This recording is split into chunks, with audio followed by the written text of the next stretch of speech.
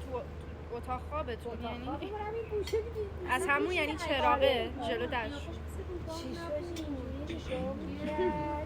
اینقدی بود آره اینم به من اینم به من جالب بود برام چه کنم نمیخور آره اینم آره چشاش هم تیله تیله برق آره بعد حالا بابا نوایی که از وقت تکون نخور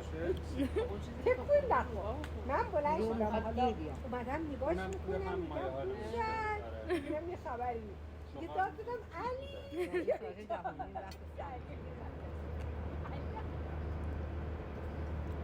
چند ساله تو این خونه بودین؟ اینجا؟ 50 خیلی ساله 50 نه ولی 40 خورده ساله چند سال اینجایی؟ بابا نوایی سال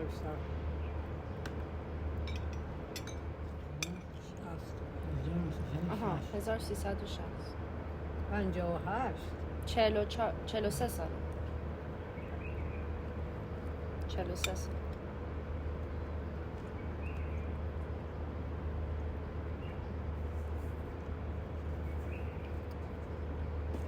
نیست اونا اینجوری واقعا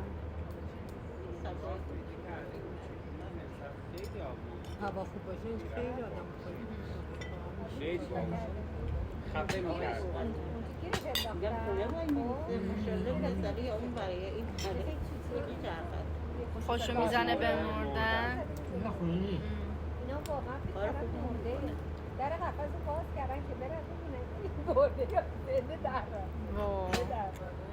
خیلی باحال آره با روباها که خیلی بلا